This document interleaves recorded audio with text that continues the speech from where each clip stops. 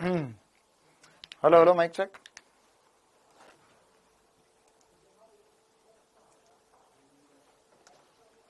हाँ भाई, क्या सभी का ऑडियो वीडियो क्लियर है? क्या सभी का ऑडियो वीडियो क्लियर है?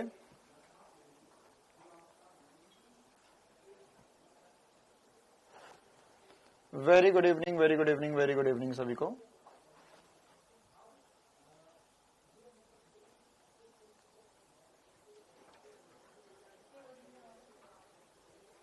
एक सेकंड रुकेंगे।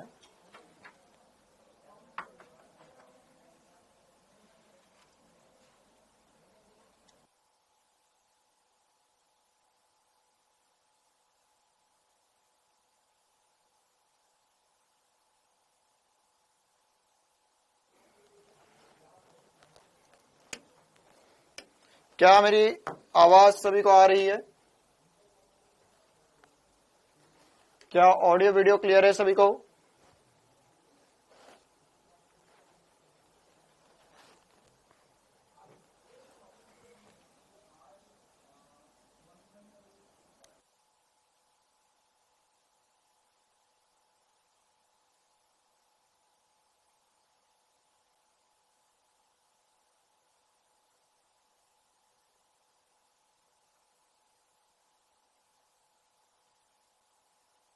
ऑडियो वीडियो सब क्लियर है? अच्छा ठीक है, बहुत बढ़िया।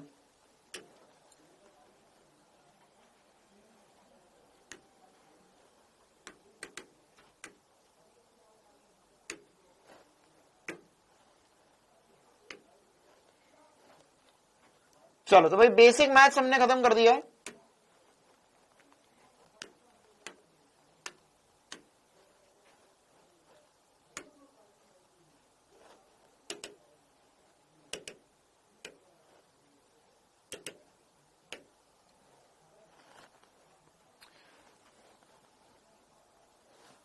ये मैं लेट नहीं हूं भाई, ये काम तो करे। हाँ चलो हो गया। हो भगवान की असीम कृपा से खुल गया, धन्यवाद। हाँ भाई, कैसे सभी के हालचाल सभी के?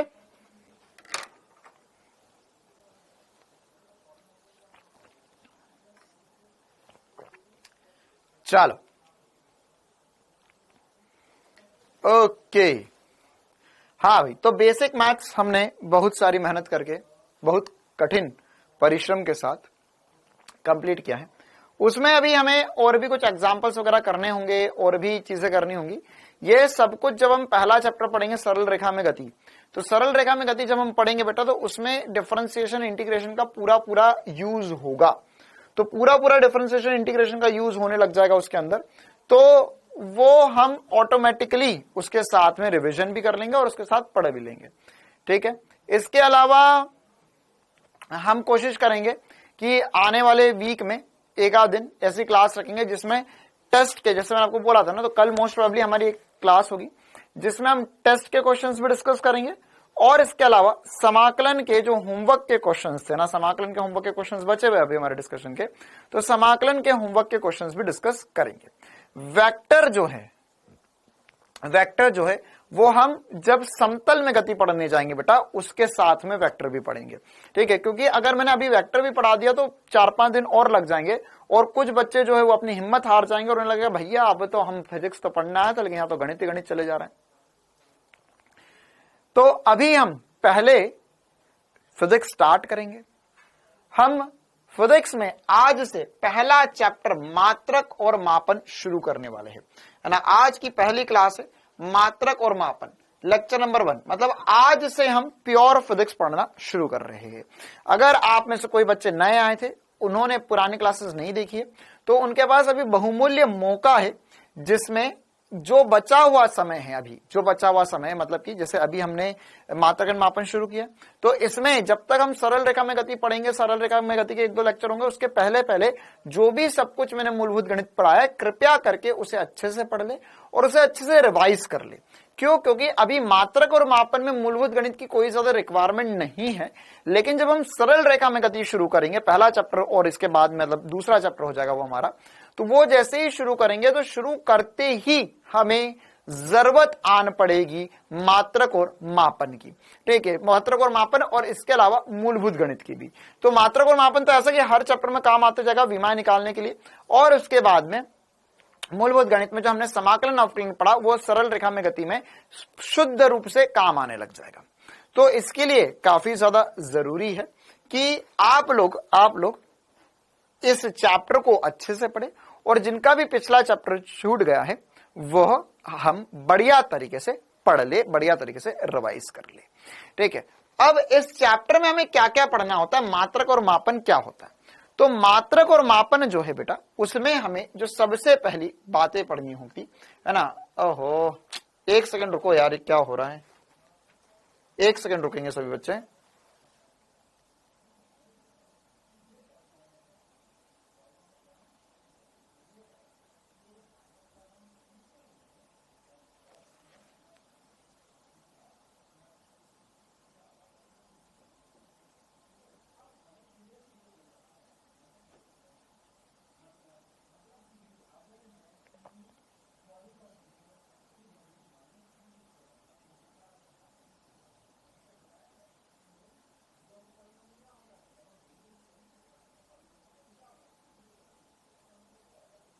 चलिए, इसमें तो कुछ प्रॉब्लम आ गई, चलो कोई बात नहीं।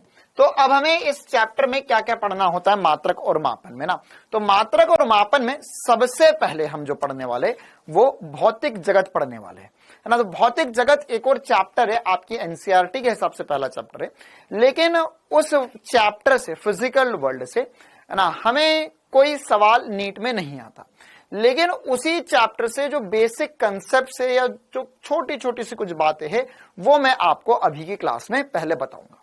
इसके अलावा हमें और जो इंपॉर्टेंट सी बातें पढ़नी है वो हमें पढ़ना होगा, हम भौतिक राशियां क्या होती है ये समझेंगे, फिर हम समझेंगे कि मात्रक क्या होते हैं, इसके अलावा हम उसमें विमा निकालना सीखेंगे। ठीक है, तो विमा क्या होती है, विमा कैसे निकालते हैं, वो सब कुछ हम सीखेंगे।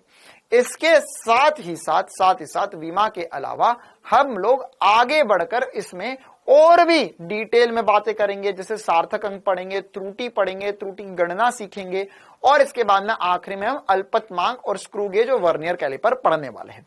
तो ये सब कुछ मात्रक और मापन चैप्टर में हमें पढ़ना होता है। अब इसके अलावा हमें मात्रक और मापन में जो सबसे पहली बात पढ़नी है भौतिक जगत। तो अब हमारे मन में ऐसा सवाल आता है कि सर क्या जो एनसीईआरटी में दिया वो पूरा भौतिक जगत पढ़ना है? नहीं, एनसीईआरटी में जो पूरा भौतिक जगत दिया हुआ है वो हमें नहीं पढ़ना है।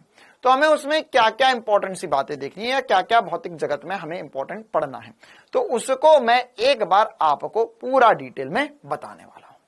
अब सबसे पहली बात, तो भौतिक जगत हम पढ़ेंगे तो भौतिक जगत में ये पूरा थ्योरेटिकल होता है, इसमें कोई न्यूमेरिकल वगैरह नहीं होता है। तो हम शुरुआत करते हैं, क्या बोल रहे हैं, त्रुटि वाला टॉपिक हट गया? नहीं बेटा, कोई टॉपिक नहीं हटा है ना, और अगर हट भी जाएगा तो वो जो सवाल आएंगे वो सवाल कुछ इतना आए, ऐसा पूछेंगे आपसे घुमाकर कि भैया वो कहीं ना कहीं त्रुटि का यूज हो ही जाएगा। ठीक है सर, डाउनलोड एक दिन बाद बिना,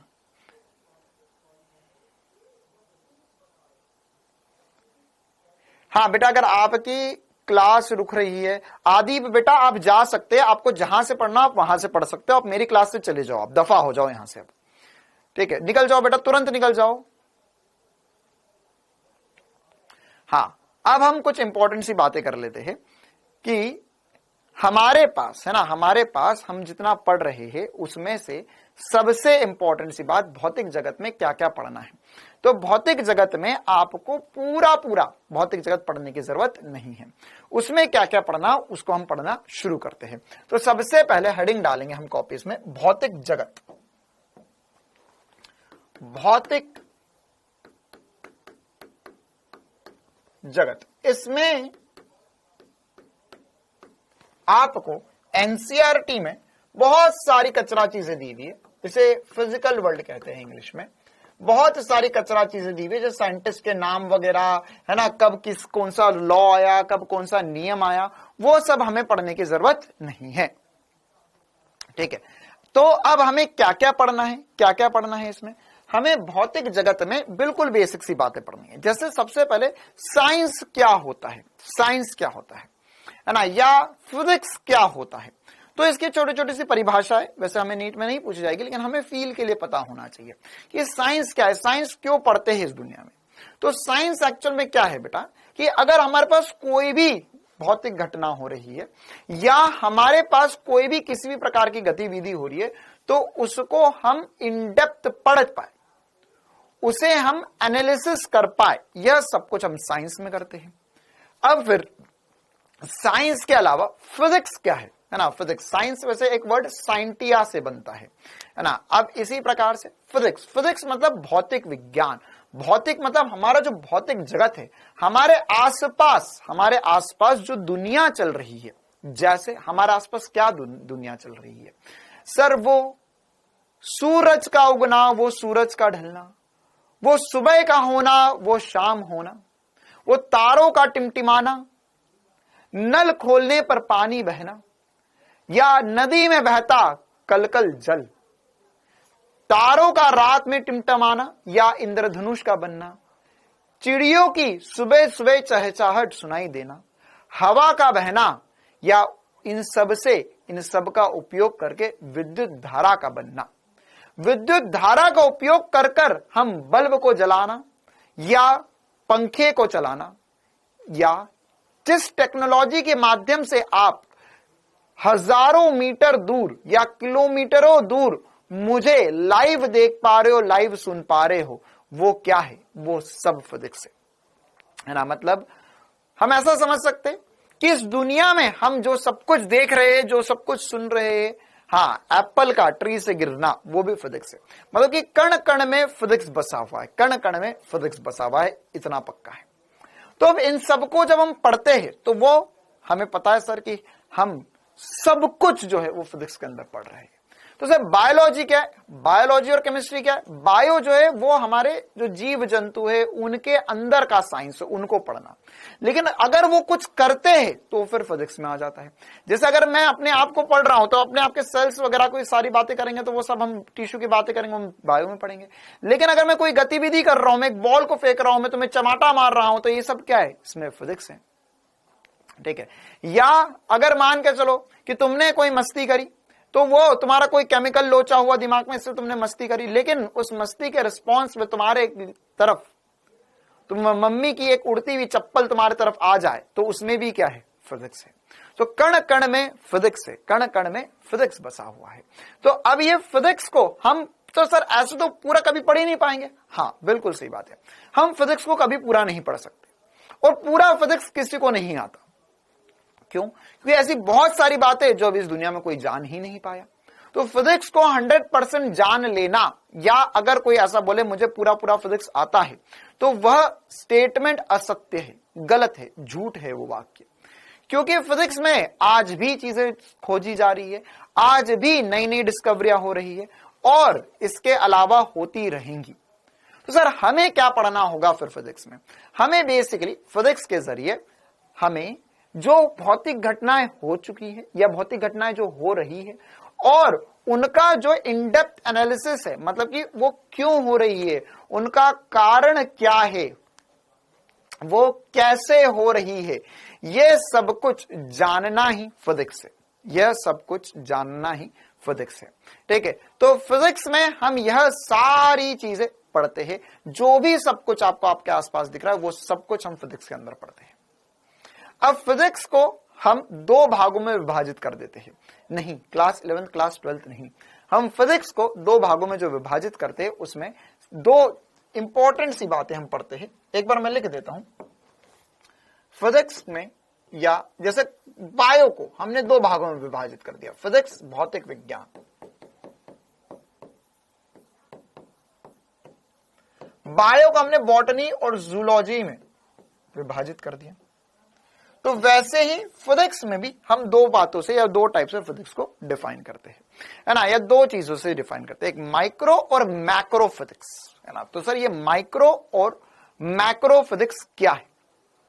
ठीक है, हाँ, classical physics and modern physics, बिल्कुल ऐसा भी बोल सकते हैं हम, है ना। तो यहां पर classical physics, modern physics, micro या मैक्रो फिजिक्स, ये सब क्या है? जो भी हम फिजिक्स में पढ़ेंगे, जो भी बड़ी वस्तुओं के बारे में ना, देखो ये सब कुछ पूछा नहीं जाएगा, ये सब आपके ज्ञान के लिए बता रहा हूं, तो बस 5-7 मिनट की बातें एक बार सुन लो, फिर हम इसमें और भी कुछ इंपॉर्टेंट सी बातें करना शुरू करेंगे। तो अब हमारे पास क्या और इंपॉर्टेंट सी बातें हैं सर?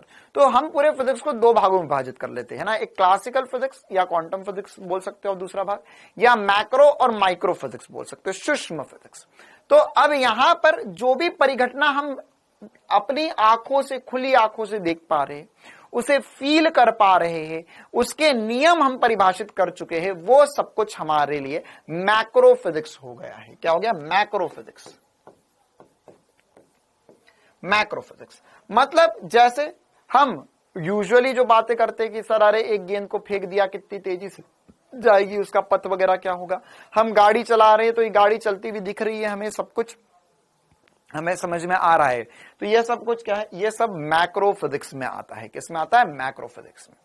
तो सर माइक्रो फिजिक्स में पूरा मोशन वगैरह जो भी सब कुछ हम पढ़ेंगे, मतलब क्लास 11th के जितने चैप्टर्स, क्लास 12th के भी इवन जितने चैप्टर्स हम पढ़ेंगे, वो सब कुछ मैक्रो फिजिक्स में आएगा। जैसे गति के नियम है ना, सरल रेखा में गति, समतल में गति, फिर कार्य ऊर्जा शक्ति, घूर्णी गति, गुरुत्वाकर्षण, जितने हम सारी चीजें पढ़ने वाले सब मैक्रो फिजिक्स में आएगी। तो सर माइक्रो क्या होता है? माइक्रो या सूक्ष्म,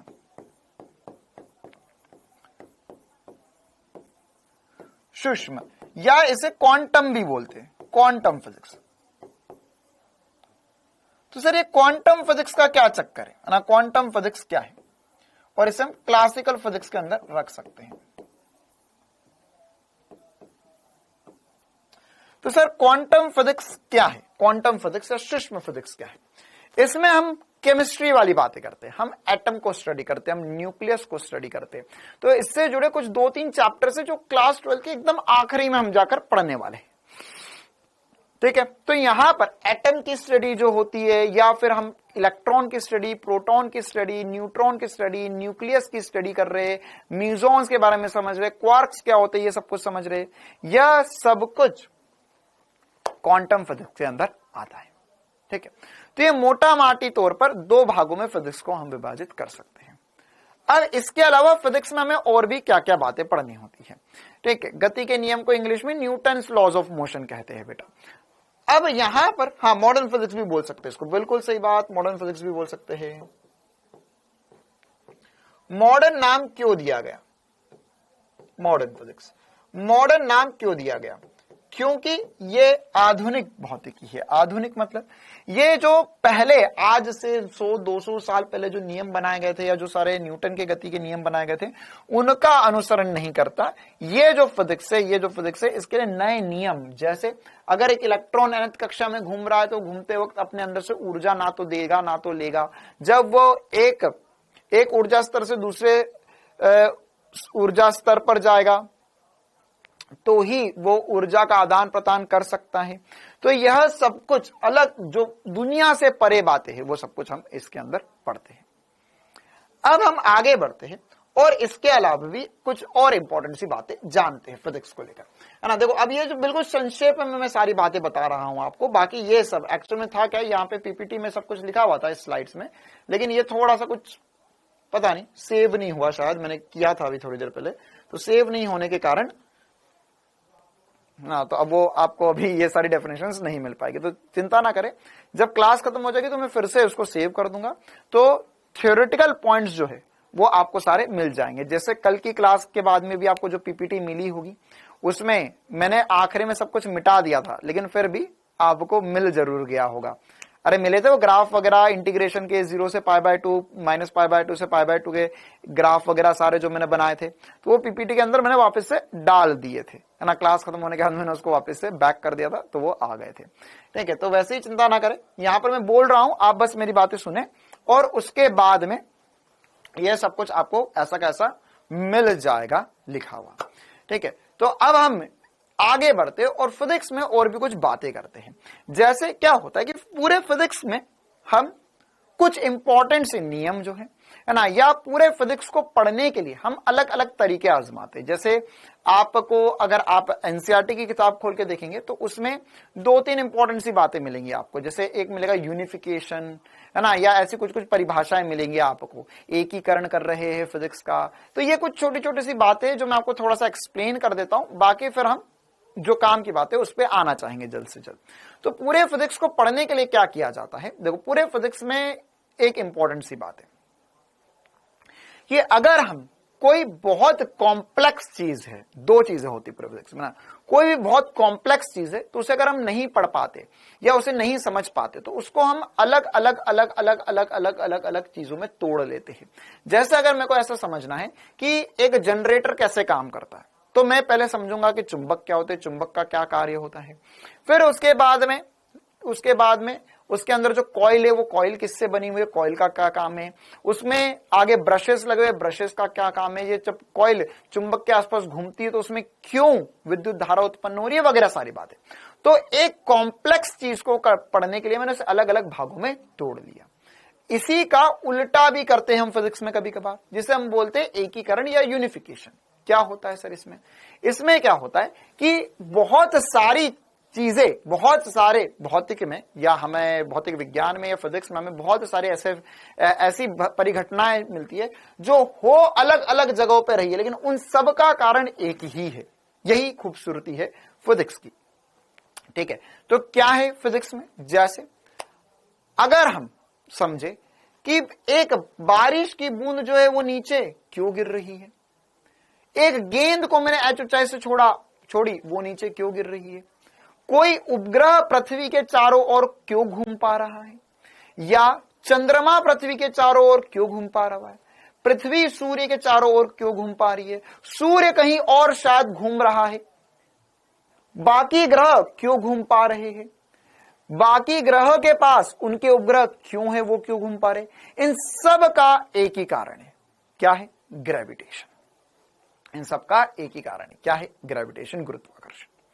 ठीक है, तो ये जो कहानी है ये एकदम आसान सी बात है कि हमने फिजिक्स में अलग अलग अलग अलग अलग अलग अलग जगह चीजें पढ़ेंगे, लेकिन उन सब का कारण एक ही है। तो इसे हम यूनिफिकेशन या एकीकरण कहते हैं।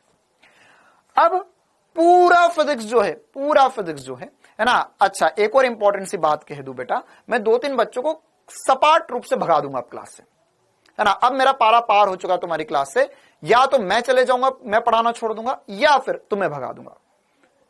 ठीक है, कोई बेसिक मैथ्स में मैंने हर एक बच्चे की पूरी डिमांड पूरी करी है, सबको एकदम आराम से पढ़ाया है।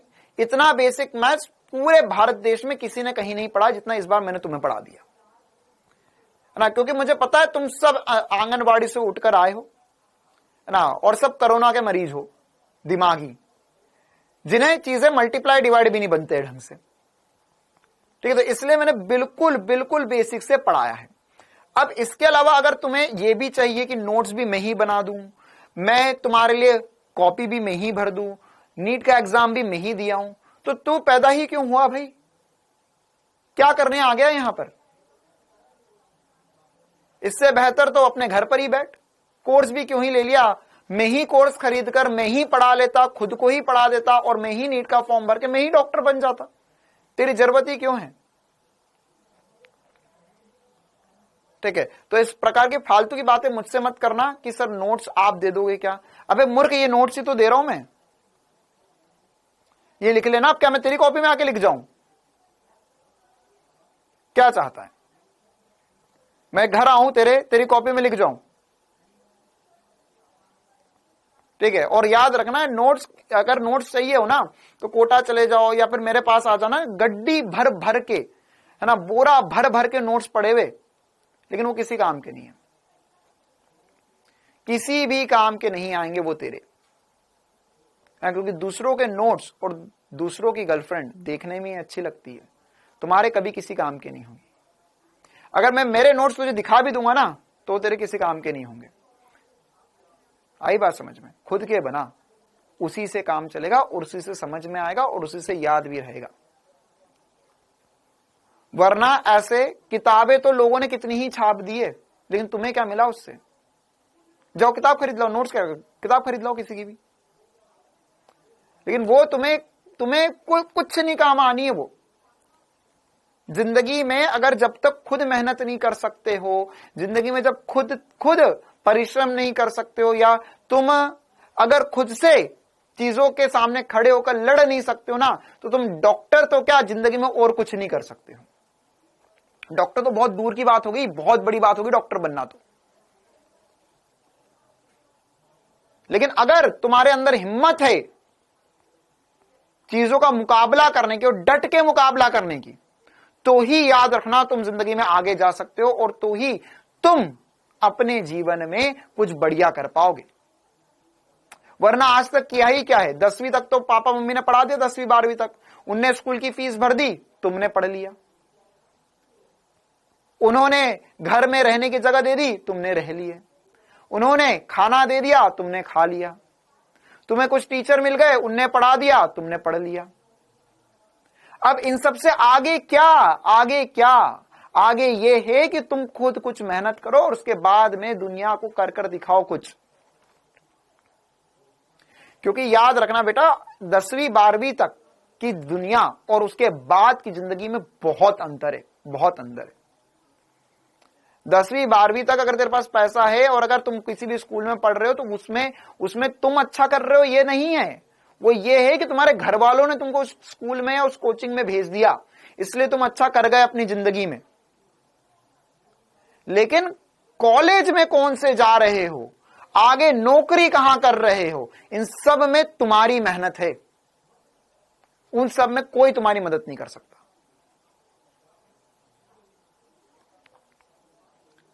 आई बात समझ में? है ना? अगर तुम्हें आगे बढ़ना है और उसके बाद में तुम्हें बढ़िया से पढ़ना है, अगर अपनी जिंदगी में वाकई में कुछ करना चाहते हो, तो कृपया करके मेहनत करना सीख लो।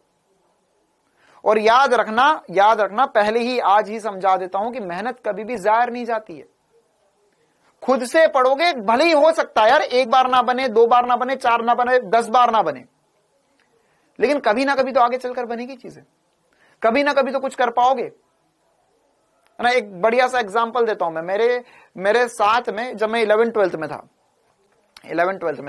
तो 11th 12th में मतलब मैंने भी IIT का एग्जाम वगैरह दिया था। मेरे साथ में मेरा एक दोस्त था, उसने भी नीट की तैयारी करी थी। उसका नीट में सिलेक्शन नहीं हुआ। वो 2 साल ड्रॉप लिया, कोटा गया पढ़ने, तो भी सिलेक्शन नहीं हुआ। फिर उसने थक हार के BSc ज्वाइन कर ली। लेकिन उसने मेहनत बहुत करी थी अपनी जिंदगी में, है ना? उसके कुछ थोड़े बहुत मार्क्स से रह गया था वो, लेकिन उसने मेहनत जरूर करी थी। उसने मेहनत करी, उसने BSc करा, फिर MSc किया, और उसके बाद में PhD करने लगा वो। और PhD करने के बाद में, PhD करते समय, मतलब उसने मुझे एक दिन, मतलब जब मैं पढ़ाने लगा था, तब उसने मुझे बताया था कि मैं PhD करना शुरू कर रहा हूं। और उस समय एक दिल्ली का कॉलेज है, इंडियन इम्यूनोलॉजी इंस्टीट्यूट, है ना? तो इंडियन इंस्टीट्यूट ऑफ इम्यूनोलॉजी ऐसा करके कुछ इंस्टीट्यूट है। तो उसने मुझे उस समय बताया कि उस कॉलेज के एडमिशन में नीट से भी डिफिकल्ट एग्जाम है वो। ऑल ओवर इंडिया केवल 20 सीट है उसके लिए, 20 सीट, 20 सीट्स ओनली, और उसका सिलेक्शन हुआ। और आज वो कैलिफोर्निया में है और रिसर्च कर रहा है। ठीक है? तो मेहनत करने के लिए तैयार रहो और मेहनत करो एटलीस्ट। और इधर उधर की बातें करने से बेहतर है कि खुद पढ़ो और खुद से सारी चीजें करने की सोचो। देखो भाई, आगे बढ़ते हैं हम। तो अब हमें समझ में आया कि सिर्फ फिजिक्स में हमें 2 बातें पढ़नी होगी, मैक्रो और माइक्रो फिजिक्स। अब इसके अलावा हमने पूरे फिजिक्स में हमें एक इंपॉर्टेंट सी बात करनी है कि पूरे फिजिक्स में जितने भी नियम आएंगे, है ना, या जितने भी बल हैं, उन सारे बल को हम 4 प्रमुख बल में विभाजित कर देते हैं। ठीक है? मतलब क्या होता है कि अगर हमारे पास पूरा फिजिक्स क्या है, याद रखना आज। ठीक है? पूरा फिजिक्स जो है वो 2 चीजों के कारण चल रहा है, एक बल और ऊर्जा। किसकी वजह से चल रहा है? बल और ऊर्जा। इस पूरी दुनिया में 2 ही चीजों की कहानी है। किसकी कहानी है? बल और ऊर्जा। जिसके पास बल या जिसके पास ऊर्जा, जिसके पास बल ज्यादा उसके पास ऊर्जा ज्यादा होगी, और उसी का राज चलेगा। ठीक है? मतलब कि अगर जैसे हम बोलते हैं सर अमेरिका बहुत पावरफुल देश है या भारत भी बहुत पावरफुल बन चुका है, क्यों? क्योंकि हमारे पास अब बल ज्यादा है या ऊर्जा ज्यादा है। ठीक है, तो बल या ऊर्जा ज्यादा होगी, बल या ऊर्जा ज्यादा होगी तो ही हम बोलेंगे कि भैया ये वाकई में कोई बहुत बड़ी चीज है। तो पूरे फिजिक्स में हम किस पे चर्चा करेंगे? बल और ऊर्जा पर। तो जो बल है, ये बल को हम जितनी पूरी दुनिया में जो भी एग्जाम्पल्स है उन सब में इन बल को हम 4 भागों में विभाजित कर देते हैं या 4 प्रकार के बल बोल देते हैं, जिन्हें हम मूल बल के नाम से जानते हैं। तो हमारे पास 4 मूल बल होते हैं, 4 मूल बल होते हैं, है ना। इनमें जो सबसे पहला है और सबसे इंपॉर्टेंट बल है वो है गुरुत्वाकर्षण बल।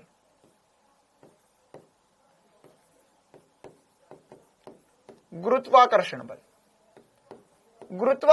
बल क्या होता है भैया? गुरुत्वाकर्षण बल क्या होता है सर? गुरुत्वाकर्षण बल क्या होता है और कहां पर लगता है, ये तो हमें पता है सर। गुरुत्वाकर्षण बल क्या होता है? गुरुत्वाकर्षण बल जो है सर, वह हमें पता है सूर्य और चंद्रमा, सूर्य और पृथ्वी और चंद्रमा, या इसके अलावा हम जहां खड़े वो भी किसकी वजह से चल रहा है सर?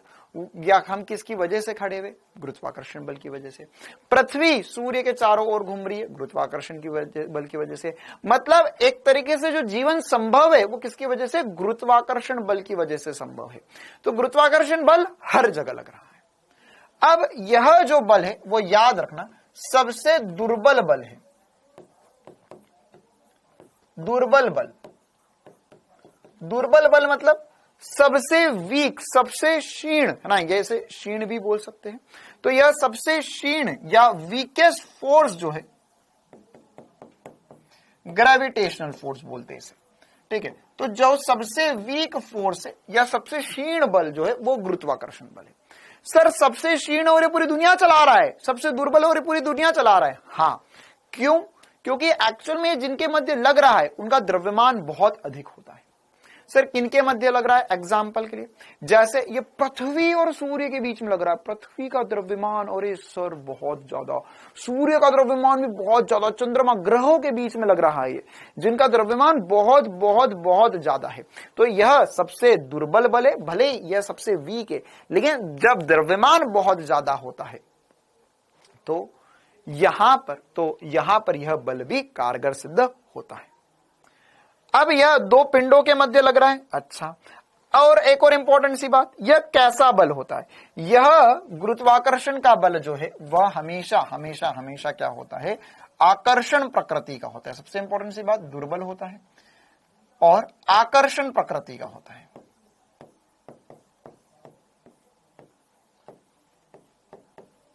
आकर्षण प्रकृति का होता है। कैसे आकर्षण प्रकृति का होगा सर? हमेशा जो द्रव्यमान है या पृथ्वी, सूर्य, चंद्रमा, पृथ्वी, ये एक दूसरे को क्या कर रहे हैं? आकर्षित कर रहे हैं। ठीक है, तो यह सब कुछ क्या है? आकर्षण प्रकृति का ही बल है। इसी प्रकार से अब हम थोड़ा सा और आगे बढ़ते हैं और एक और बल के बारे में बात करते हैं, है ना। ये गुरुत्वाकर्षण बल जैसा ही होता है, एक विद्युत चुंबकीय बल। विद्युत चुंबकीय बल। अब इस बल में कौन कौन से बल आते हैं सर? ये किस प्रकार का बल है और यह कितना, मतलब ये उससे ज्यादा स्ट्रांग है या सबसे स्ट्रांग है या क्या चक्कर है? तो इसमें यहां पर विद्युत चुंबकीय बल जो होता है बेटा, विद्युत चुंबकीय बल जो है वह गुरुत्वाकर्षण बल से तो स्ट्रांग है। गुरुत्वाकर्षण बल से तो स्ट्रांग है। कितना स्ट्रांग है और कहां पर लग रहा है? यहां पर यह विद्युत चुंबकीय बल जो है बेटा, यह हमारे लिए इलेक्ट्रॉन प्रोटॉन के मध्य या हमारे पास 2 आवेश है उनके मध्य जो बल लग रहा है वो विद्युत चुंबकीय बल है ना। 2 पॉजिटिव आवेश है, 2 नेगेटिव आवेश है, तो यह उनके मध्य जो बल लग रहा है वो कौन सा बल है? विद्युत चुंबकीय बल है। इसके अलावा और एग्जांपल, इसके अलावा देखो, जहां गुरुत्वाकर्षण बल के अलावा जहां भी बल सोच सकते हो ना, वो सब कुछ विद्युत चुंबकीय बल है। जैसे कुछ अजीब एग्जाम्पल जो तुमने कभी नहीं सुने होंगे, घर्षण बल, यह भी विद्युत चुंबकीय बल है। रस्सी में तनाव, यह भी विद्युत चुंबकीय बल है। तो यह सब कुछ एक एक करके हम आगे चल के पढ़ेंगे न्यूटन के गति के नियम में, वो सब क्या है? विद्युत चुंबकीय बल के अंदर आते हैं। अब ये गुरुत्वाकर्षण बल है, विद्युत चुंबकीय बल है, इनका परास जो है वो अनंत होता है, अनंत होता है, अनंत होता है। मतलब कि यह दो पिंड एक दूसरे से बहुत ज्यादा दूरी पर होंगे तो भी एक दूसरे पर बल लगा लेते। जैसे सूर्य और पृथ्वी की बहुत दूर दूर है, लेकिन फिर भी गुरुत्वाकर्षण का बल लग रहा है, बहुत खतरनाक लग रहा है, पूरी पृथ्वी घूम रही है सूर्य के आसपास। ठीक है, तो इनका परास जो होता है, यहां पे चाहो तो लिख लो, परास अनंत होता है।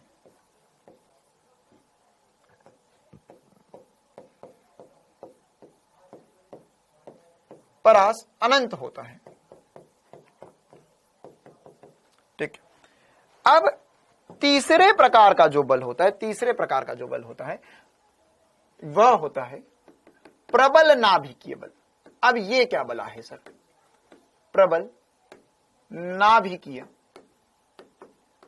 बल। प्रबल नाभिकीय बल सर, प्रबल नाभिकीय बल मतलब क्या होता है ना? विद्युत चुंबकीय बल हमें समझ में आया। परास मतलब रेंज बेटा, कहां से कहां तक लग सकता है, कितनी दूर तक लग सकता है। ठीक है, अब प्रबल नाभिकीय बल, प्रबल नाभिकीय बल कहां होता है? ये तो कभी सुना ही नहीं, जैसे नाम से समझ में आता है ये किसके बीच में लग रहा है, नाभिक के मध्य। तो ये अत्यंत अल्प परास का होता है, मतलब ये केवल नाभिक के अंदर ही लग रहा है, इतना कम। हाँ, ये लगता है 10⁻⁻15 मीटर या 1 फर्मी के लेवल पर। उससे ज्यादा दूरी होगी, उससे ज्यादा दूरी होगी तो यह प्रबल नाभिकीय बल जो है वो कार्य नहीं करने वाला है ना। सबसे कम दूरी पर लगता है, लेकिन ये दुनिया का सबसे स्ट्रॉन्ग बल है, सबसे ज्यादा प्रबल है। देख, नाम में ही प्रबलता है उसके ना, तो सबसे प्रबल बल है, सबसे प्रबल बल है ना। इसे इंग्लिश में बोलते हैं स्ट्रॉन्ग न्यूक्लियर फोर्स। यहां लिख देता हूं, स्ट्रॉन्ग न्यूक्लियर फोर्स। वैसे इसे बोलते हैं इलेक्ट्रोमैग्नेटिक फोर्स, विद्युत चुंबकीय बल को इलेक्ट्रोमैग्नेटिक फोर्स। अच्छा सर, अब यहां पर ये प्रबल नाभिकीय बल जो है वो सबसे ज्यादा स्ट्रॉन्ग है, तो किनके बीच में लग रहा है? ये नाभिक के अंदर, नाभिक के अंदर प्रोटॉन प्रोटॉन, पीपी मतलब प्रोटॉन प्रोटॉन, पूरा लिख लो आप लोग कॉपी में, न्यूट्रॉन प्रोटॉन और न्यूट्रॉन न्यूट्रॉन के मध्य लग रहा है। मतलब ये जो हमारे पास नाभिक के अंदर जो कण है उनके बीच में लगता है ना। बिल्कुल छोटा पैकेट बड़ा धमाका है ये। क्यों? क्योंकि ये अगर ना होता, अगर प्रबल नाभिकीय बल ना होता तो दुनिया में कुछ नहीं होता, कुछ नहीं होता। क्यों सर? क्योंकि अगर हमारे पास प्रबल नाभिकीय बल नहीं है तो हमारे पास न्यूक्लियस ही संभव नहीं है। क्योंकि न्यूक्लियस के अंदर क्या होता है ना, अगर मान के चलो एक नाभिक है, मेरे पास एक नाभिक है, तो नाभिक के अंदर न्यूट्रॉन प्रोटॉन है।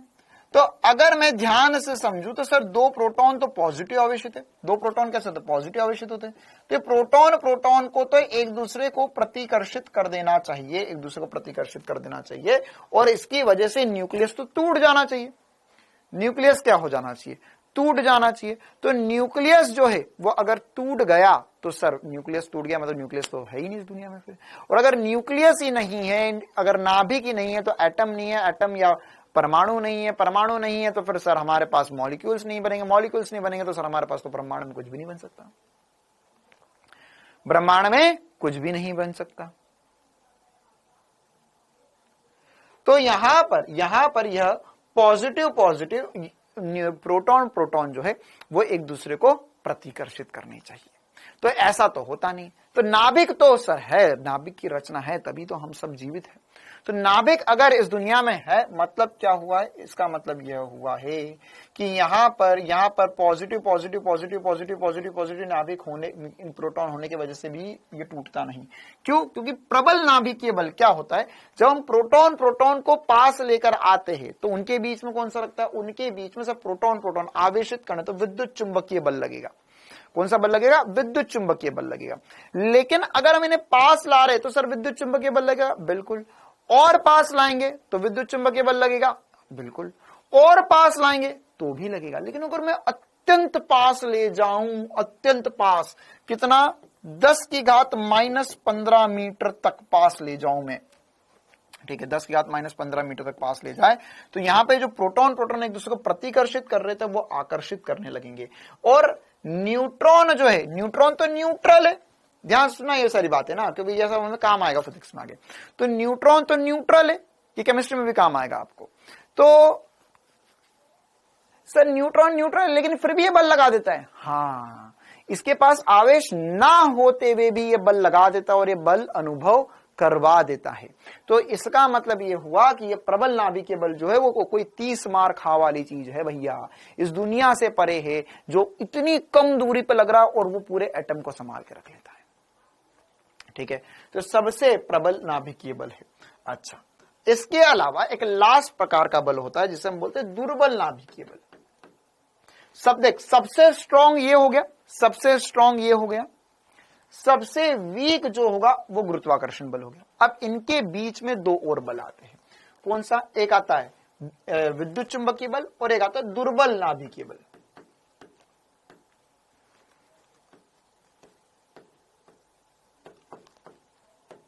दुर्बल नाभिकीय बल। अब सर दुर्बल नाभिकीय बल का क्या चक्कर है? दुर्बल नाभिकीय बल का क्या चक्कर है? तो दुर्बल नाभिकीय बल जो है वह यह स्ट्रॉन्ग न्यूक्लियर फोर्स से वीक होता है। स्ट्रॉन्ग न्यूक्लियर फोर्स से वीक होता है, मतलब ये नाम समझ में आ रहा ना कि इससे तो कमजोर है। लेकिन सर यह कमजोर तो है, लेकिन ये लगता कहां पर है? क्या होता है कि यह लगना शुरू होता है 10⁻16 मीटर पर। सर इतना कम? हाँ, मतलब अगर मैं न्यूट्रॉन प्रोटॉन के भी अंदर चले जाऊं और उनके अंदर जो कुछ रिएक्शन हो रही, न्यूक्लियर रिएक्शन जो है, अभी अगर हम आगे चलकर पढ़ेंगे तो उस सब में हमें पता चला कि इसके अंदर जो है वो दुर्बल नाभिकीय बल लग रहा है। कौन सा बल लग रहा है? दुर्बल नाभिकीय बल लग रहा है, जिसकी वजह से कुछ बीटा कण वगैरह निकल रहे हैं, या उसके अलावा जो बीटा प्लस बीटा माइनस कण वगैरह निकल रहे हैं। तो वो सब किसके कारण है? वह सब कुछ जो है वो दुर्बल नाभिकीय बल के ऊपर कार्य चल रहा है ना। तो ये बहुत कम, मतलब कि यह नाभिक के अंदर में भी है ना, नाभिक है 10⁻⁻15 मीटर का, उसके भी अंदर में क्या लग रहा है? दुर्बल नाभिकीय बल लग रहा है ना। तो यहां पर भले ही इसमें नाम दुर्बल लिखा हुआ, लेकिन ये सबसे दुर्बल नहीं। सबसे दुर्बल तो क्या है? सबसे दुर्बल तो गुरुत्वाकर्षण बल है, जो हमें पता होना चाहिए। ठीक है, चल, तो अब यह 4 प्रकार के बल हमने पढ़ लिया। अब इसमें हमें एक ऑर्डर याद रखना होगा, जो हमें एग्जाम में पूछा जा सकता है, टेस्ट वगैरह में भी पूछा जा सकता है। क्या? कि सर सबसे ज्यादा स्ट्रॉन्ग कौन है, सबसे ज्यादा वीक कौन है ना। और इसके अलावा यहां पर इनमें सीक्वेंस क्या है? सीक्वेंस क्या है? अच्छा, एक और बात ध्यान रखना है, गुरुत्वाकर्षण बल और विद्युत चुंबकीय बल अनंत परास पे लगते हैं। ये कहां लगता है? ये 10⁻⁻15 पे लग रहा है, 10⁻16 मीटर, मतलब उससे ज्यादा दूरी हुई तो फिर यह बल लगना बंद हो जाएंगे, ये बल नहीं लगेंगे। ठीक है, तो सबसे ज्यादा स्ट्रॉन्ग कौन है? सबसे ज्यादा स्ट्रॉन्ग बल कौन है? सबसे ज्यादा स्ट्रॉन्ग बल कौन है?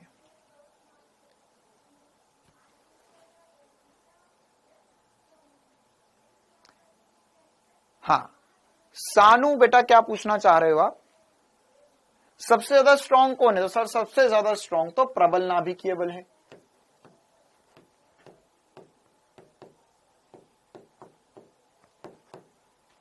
सबसे ज्यादा स्ट्रॉन्ग जो है वो प्रबल नाभिकीय बल है। फिर इससे कम स्ट्रॉन्ग, मतलब मैं सीक्वेंस में लिखते जा रहा हूं यहां पर, है ना, एक एरो बनाकर सीक्वेंस में लिखते जाएंगे हम, तो इससे हम मतलब हमें याद रहेगा। और ये सीक्वेंस जो है वो यही हमें याद रखना, इसके अलावा और कुछ याद रखने की जरूरत नहीं है इस पूरे में। बाकी देखो क्या होगा, गुरुत्वाकर्षण बल पूरा एक चैप्टर अलग से पढ़ेंगे हम, तो गुरुत्वाकर्षण बल पूरा डिटेल में फिर से आने वाला है।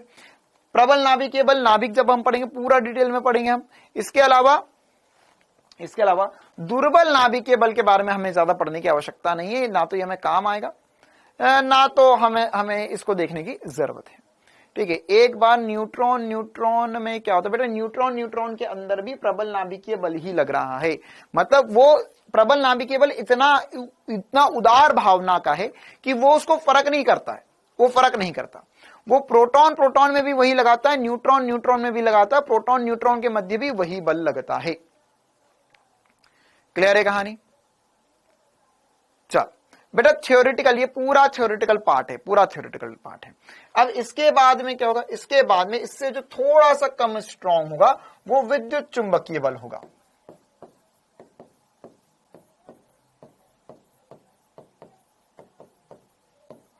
फिर इससे कम स्ट्रांग जो होगा वह दुर्बल नाभिकीय बल होगा।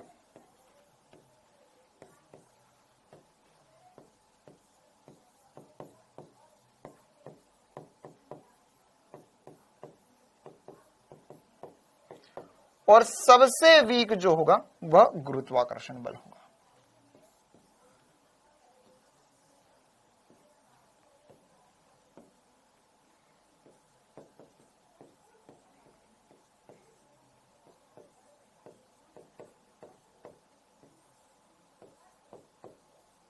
ठीक है, तो ये छोटा सा सीक्वेंस है जो हमें याद होना चाहिए। हाँ, तो हमें यह जो सीक्वेंस है, ये सीक्वेंस जो है वह ऐसा का ऐसा याद रखना होगा। दुर्बल नाभिकीय बल बेटा बता रहा हूं ना, दुर्बल नाभिकीय बल कहां लगेगा, जब हम प्रोटॉन न्यूट्रॉन के अंदर चले जाते हैं, है ना, तो उसमें बहुत कम परास जो हो जाता है उसके बीच में। बेटा इलेक्ट्रॉन प्रोटॉन के बीच में तो विद्युत चुंबकीय बल ही लगेगा। क्लियर है? हाँ, तो ये वाला जो सीक्वेंस है ये सभी को याद रखना है। चल, अब यहां पर हमने ये जो सब कुछ पढ़ा, इसके अलावा हमें और क्या क्या पढ़ना है, इसके अलावा हमें और क्या क्या बातें देखनी होगी। तो अब हम आगे बढ़ेंगे और फिजिक्स के अंदर और थोड़ा सा जाना चाहेंगे हम। मतलब हमने ये जो मेन बातें पढ़ी इसमें, चल इसमें अभी हमने 4 प्रकार के बल देखे। इसी प्रकार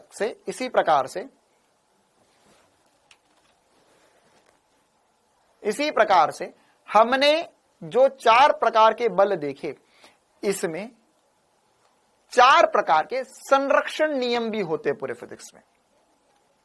अरुण महेश्वरी, मैंने क्या बोला, मैंने बोला कि भैया दुर्बल बल जो है वह प्रबल नाभिकीय बल से दुर्बल होगा। अब मैंने 2 नंबर पे होगा ये तो नहीं बोला।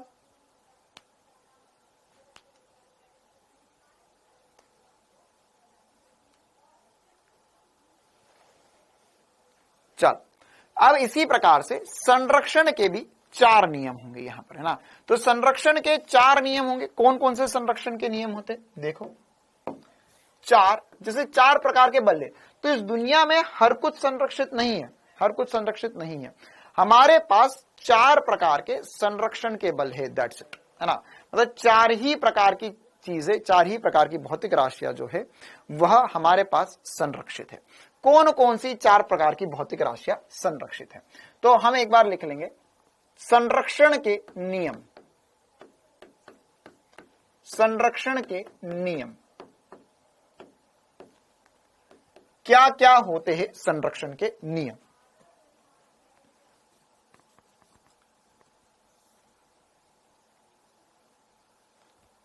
हाँ, क्या क्या होते हैं संरक्षण के नियम, क्या क्या संरक्षित है इस दुनिया में, क्या क्या संरक्षित है इस दुनिया में, कोई बताएगा क्या क्या संरक्षित है इस दुनिया में,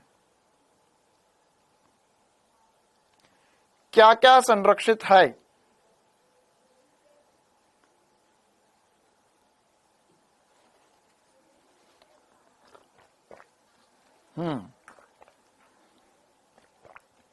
ऊर्जा संरक्षित है, और कुछ,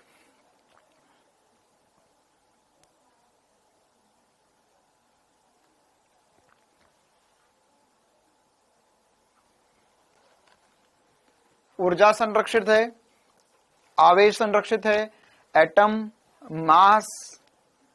अच्छा, एटम बेटा, एटम मतलब एटम के अंदर क्या है, भौतिक राशि की बात कर रहे हैं ना हम तो। हाँ, तो देखो इस दुनिया में संरक्षण की 4 ही भौतिक राशियां है, या 4 ही चीजें संरक्षित है। सबसे पहले आवेश संरक्षित होता है, आवेश संरक्षण का नियम।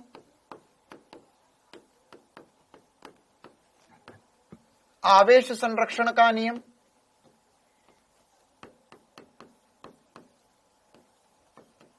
दूसरी बात, अच्छा एक और बात बेटा, ये जो सब कुछ मैं बोल रहा हूं इसके जो थ्योरेटिकल पॉइंट्स है ना, अगर आपको ऐसा लगता है कि सर ये वाला आपने एक्सप्लेन किया था लेकिन मैं पूरा आप बोल रहे थे लिख नहीं पाया, तो इसके लिए आपको दो चीजें मिलेंगी, एक तो ये स्लाइड्स भी मिलेंगे और एक टीचर्स नोट्स भी मिलेंगे।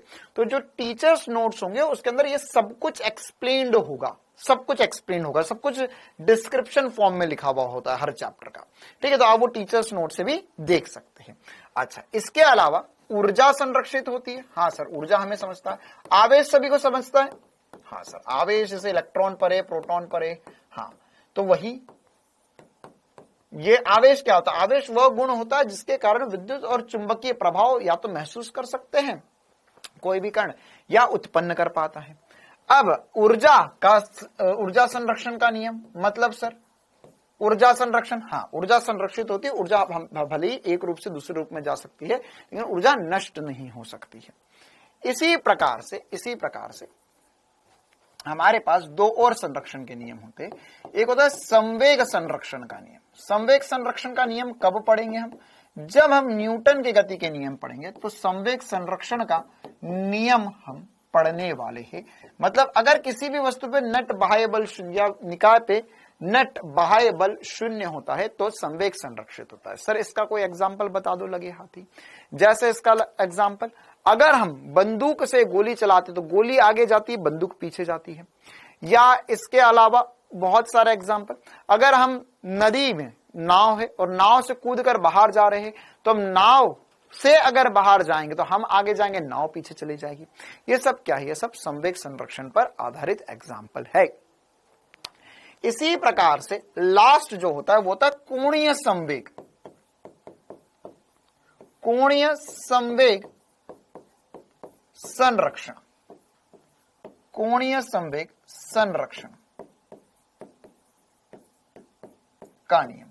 सर ये क्या होता है, देखो यह रेखीय संवेग या रेखीय संवेग चलती हुई वस्तु के लिए संरक्षण का नियम होता है। यह घूमती हुई वस्तु के लिए संरक्षण का नियम होता है। सर जैसे इसका एक बेस्ट एग्जांपल मैं आपको बताता हूं। अगर आप लोगों ने थोड़े दिन पहले, वैसे थोड़े दिन नहीं अब तो साल भर से ऊपर हो गया, एक इंस्टाग्राम पे मैंने एक वीडियो डाला था ना, एक छोटा सा वीडियो डाला था जिसके अंदर मैं कुर्सी पे बैठा था, मेरे हाथ में दो बोतलें थी, ठीक है, और वो कुर्सी पे मैं ऐसा घूम रहा था और जैसे ही मैंने बोतलें पास करी तो कुर्सी तेज घूमने लगी। जैसे ही मैं बोतलें दूर करूंगा तो कुर्सी धीमी हो जाएगी। या इसके अलावा इसका बेस्ट एग्जांपल मैं आपको बताता हूं कि आप लोगों ने ना जैसे चीटोस वगैरह या गांव में एक बिस्किट सा मिलता था, उस बिस्किट के अंदर से ऐसा एक धागा निकलता है। उस धागे को अगर हम घुमाएंगे और खींचेंगे तो बहुत तेज घूमता है, ढीला करेंगे तो धीमा घूमने लग जाता है, खींचेंगे तो तेज घूमने लगेगा। ये क्या है, ये सब कोणीय संवेग संरक्षण के नियम पर आधारित है, या हम बोल सकते हैं एंगुलर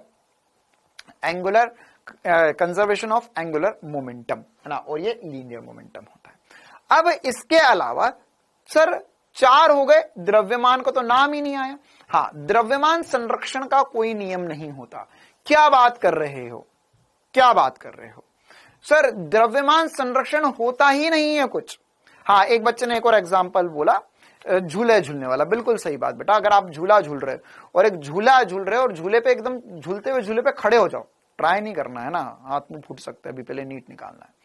तो अगर हम खड़े हो जाओ तो झूला धीमा हो जाता है, बैठ जाए तो झूला तेज हो जाता है। तो यहां पर है ना, नहीं शायद मैंने उल्टा बोल दिया कि बैठ जाएंगे तो आर बढ़ जाएगा तो आई बढ़ जाएगा, मतलब ओमेगा कम हो जाएगा। हाँ सही है, बैठ जाएंगे तो झूला धीमे हो जाएगा, खड़े हो जाएंगे तो झूला तेज हो जाएगा। अब यह कोणीय संवेग का संरक्षण, रेखीय संवेग, ऊर्जा संरक्षण, आवेश संरक्षण आ गया। सर द्रव्यमान तो आया ही नहीं, द्रव्यमान कहां से आएगा, तो द्रव्यमान संरक्षित नहीं होता है। क्या बात कर रहे हो सर, द्रव्यमान संरक्षित नहीं होता है? नहीं, द्रव्यमान कभी भी संरक्षित नहीं होता है। एक्चुअल में द्रव्यमान जो है वो ऊर्जा के रूप में स्थानांतरित किया जा सकता है, ऊर्जा द्रव्यमान के रूप में। सर कैसे, ये हम आगे चल के जब नाभिक वगैरह पढ़ेंगे चैप्टर तो उसमें ये देखेंगे हम कि न्यूट्रॉन प्रोटॉन का जो टोटल द्रव्यमान है और नाभिक का जो द्रव्यमान है वो नेट द्रव्यमान बराबर नहीं होता है।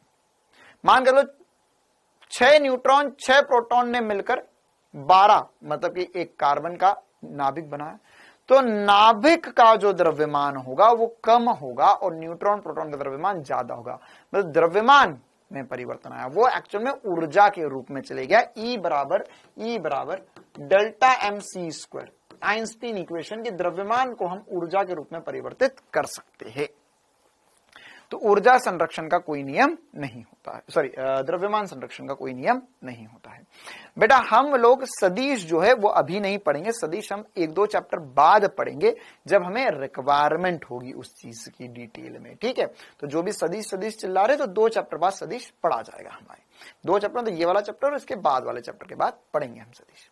चल अब आगे बढ़ते हैं हम। ये हमें भौतिक जगत में जो भी सारी बातें जाननी थी वो हमने जान ली। इसके अलावा भौतिक जगत में आपको और कुछ पढ़ने की जरूरत नहीं है। इसके अलावा साथ ही साथ एनसीईआरटी में एक टेबल वगैरह बना हुआ है, अब वो टेबल भी पढ़ सकते हो, वो टेबल भी देख सकते हो, बाकी और कोई दिक्कत वाली बात नहीं है ना। अब हमें और भी कुछ इंपॉर्टेंट सी बातें करना है, अब आगे पढ़ना शुरू करते हैं। अब हमें और क्या पढ़ना है, ये हमारा भौतिक जगत जो था वो खत्म हो गया एक तरीके से। अब हमें मात्रक और मापन जहां से शुरू होता है एनसीईआरटी के हिसाब से, मतलब भौतिक राशियां क्या होती है ये समझना है। भौतिक राशियां नेक्स्ट हेडिंग डालेंगे कॉपीज में, भौतिक राशियां क्या होती है, भौतिक राशि क्या होती है ये समझना अब हमें शुरू करना है। शिवम बेटा ये थ्योरेटिकल टॉपिक है, मैं अभी हिंदी में ही बोल रहा हूं शायद इतनी देर से, और थोड़ी देर पहले भी मैंने तुझे बोलकर बताया था कि ये सब कुछ थ्योरेटिकल टॉपिक है, इसमें न्यूमेरिकल नहीं बनेंगे। ये सब सवाल, ये सवाल ही है, ये सवाल है कि भैया संरक्षण के क्या नियम होते हैं, या इसके पहले जो मैंने बताया कि बल कितने प्रकार के होते हैं, ये सब कुछ क्या, ये सवाल ही है इसमें सीधे सीधे। चलिए भौतिक राशि क्या होती है, भौतिक राशियां क्या होती है। तो भौतिक राशि को हम कैसे परिभाषित कर सकते हैं सर, क्या हो रहा है ये देखो। अब हमने फिजिक्स में समझा था कि हमारे आसपास जो भी परिघटनाएं हो रही है, हमारे आसपास जो भी परिघटनाएं हो रही है वो सब कुछ जो है वह फिजिक्स के पास होगी।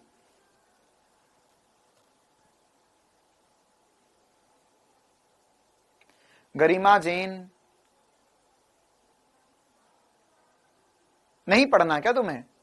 मैंने जब प्रबल नाभिकीय बल बताया था तब मैंने 5 बार ये बात बोलकर बताई कि प्रोटॉन प्रोटॉन, न्यूट्रॉन न्यूट्रॉन और न्यूट्रॉन प्रोटॉन, वैसे प्रोटॉन प्रोटॉन के बीच में देखो मुझे कोई दिक्कत नहीं, मैं हर एक का पूरा डाउट बताऊंगा, सिलेबस तुम्हारा टाइम से नहीं होगा इस बात की गारंटी मैं दे रहा हूं, क्योंकि तुम्हारी बैच में आ चुके हैं कुछ खतरनाक बच्चे जो आगे ना तो पढ़ने देंगे, ना तो पढ़ाने देंगे, और ना सिलेबस टाइम पे होने देंगे।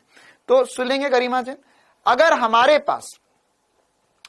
पास अगर प्रोटॉन प्रोटॉन है तो प्रोटॉन प्रोटॉन एक दूसरे को प्रतिकर्षित करेंगे, है ना। ये वीडियो को रिवाइंड करके देखना फिर से, यही बात मैंने थोड़ी देर पहले बोली थी कि प्रोटॉन प्रोटॉन जो है वो क्या है, वो एक दूसरे को प्रतिकर्षित करेंगे, बिल्कुल सही बात है, पॉजिटिव पॉजिटिव आवेश है। लेकिन जब वह नजदीक आएंगे, बहुत नजदीक आएंगे, बहुत ज्यादा नजदीक आ जाएंगे, मतलब नाभिक के अंदर चले जाएंगे, तो उनके मध्य जो प्रतिकर्षण का बल, मतलब जो विद्युत चुंबकीय बल लग रहा था वो खत्म हो जाएगा, वो नहीं लगेगा। तो क्या लगेगा फिर?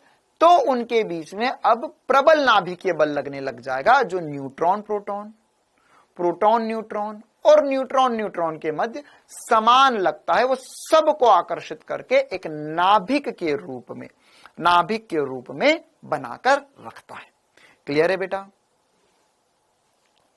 चलो आगे बढ़ते हैं हम, और भी कुछ बातें करते हैं, है ना। भौतिक राशियां क्या होती है ये समझना होगा हमें, है ना। अब देखो एक रितिका नामक बच्ची आई है, वो लिख रही है गुड इवनिंग सर, मतलब अभी तो वो क्लास में आई है, फिर 5 मिनट बाद वो बोलेगी सर ये क्या पढ़ा रहे हो आप, ये तो कुछ मुझे समझ ही नहीं आ रहा। चलो देखते हैं भौतिक राशियां क्या होती है ना, भौतिक राशियां क्या होती है ये समझना हो। तो अब फिजिक्स में हमने ये समझा कि सर हम पूरा फिजिक्स जो है उसमें क्या पढ़ रहे हैं, उसमें हम कोई भी परिघटना हो रही है तो उसको समझना है, हमें उसे फील करना है कि अच्छा ये, जैसे एकदम देखो इतनी बड़ी बात नहीं कर रहे, सूर्य निकलने तो बहुत बड़ी बात होगी, छोटी सी बात करते हैं। जैसे मैं चला, तो मैं चला तो मैंने मैं कुछ एक बिंदु से दूसरी बिंदु तक गया, तो मैंने यहां से ए से बी तक कुछ ना कुछ दूरी तय करी, कुछ ना कुछ लंबाई हो गई। तो ये क्या, ये एक भौतिक राशि है जो किस चीज को बता रही है, मेरे चलने को बता रही है। यहां पर कुछ बच्चे कुछ देर से बकवास कर रहे हैं, तो कुछ देर से बकवास कर रहे, देर, देर मतलब किसको बता रहा है कि सर कुछ समय बीत चुका है, कुछ समय बीत चुका है। तो यहां पर जो देर हो गई है, देर, देर मतलब क्या हुआ है सर, वहां पर कुछ समय बीत चुका है। तो समय भी क्या है, समय भी एक भौतिक राशि हो गई है।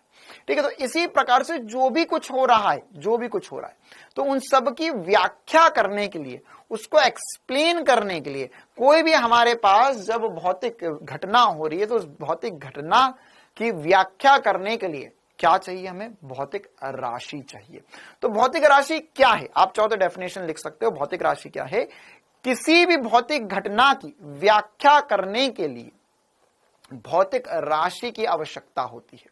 ठीक है, तो जैसे हमने क्या क्या व्याख्या करवाई अभी, आपने बोला सर कि ए बिंदु से बी बिंदु तक जाना, तो ये क्या हो गई, यहां से यहां तक। इसमें क्या एग्जाम्पल आया, इसमें एग्जाम्पल आया सर दूरी का, है ना, दूरी का एग्जाम्पल है कि ये ए बिंदु से बी बिंदु तक। तो दूरी क्या होगी, एक भौतिक राशि कहलाएगी। क्या कहलाएगी, एक भौतिक राशि कहलाएगी। इसी प्रकार से मतलब मान के चलो हमने लिखा होता कि यहां पे कुछ देर लगी, कुछ देर लगी, तो कितनी देर लगी सर, सर देर लग गई, कहीं देर ना हो जाए, कहीं देर ना हो जाए। तो सर देर लगी मतलब समय लगा। अच्छा, तुम्हें चाटा पड़ा, तो कितनी जोर से लगा, कितनी जोर से लगा, तो कितनी जोर से लगा मतलब वो क्या हो गया, वो भी एक भौतिक राशि हो गई सर। और वो कौन सी भौतिक राशि हो जाएगी, वो बल हो जाएगा। कितनी जोर से मुक्का लगा तुम्हें, तो वो क्या हो गया, बल हो गया। ठीक है, तो ये सब क्या, ये सब कुछ भौतिक राशि है ना।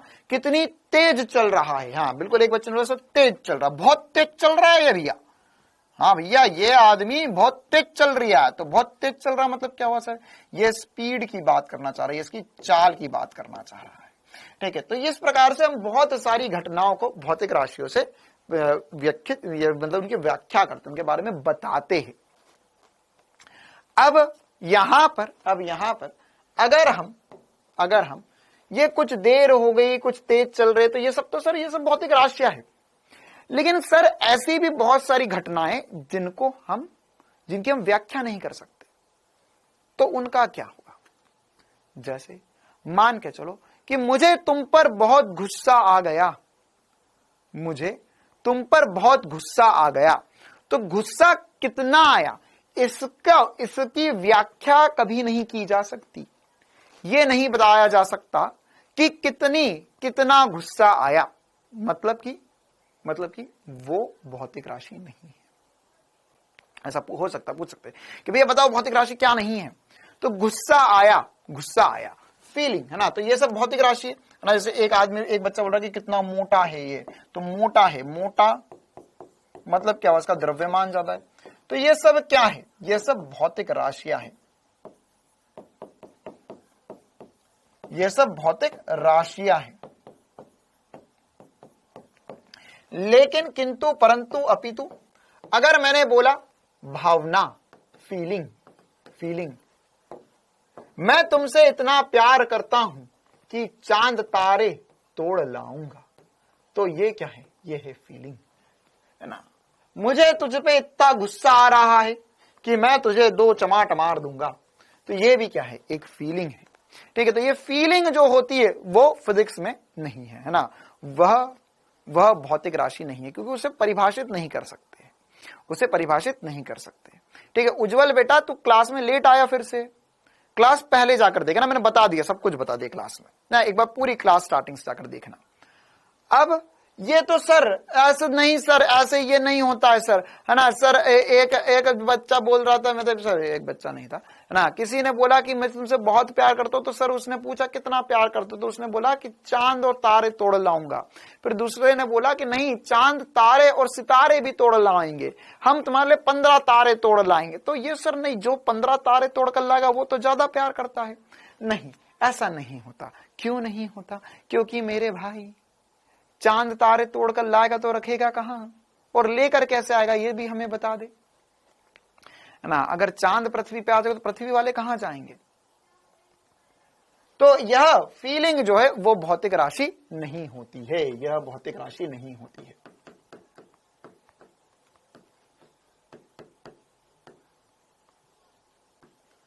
अब इन भौतिक राशि, सर भौतिक राशि तो हमें समझ में आ गया कि कब भौतिक राशि होती है, कब भौतिक राशि नहीं होती है।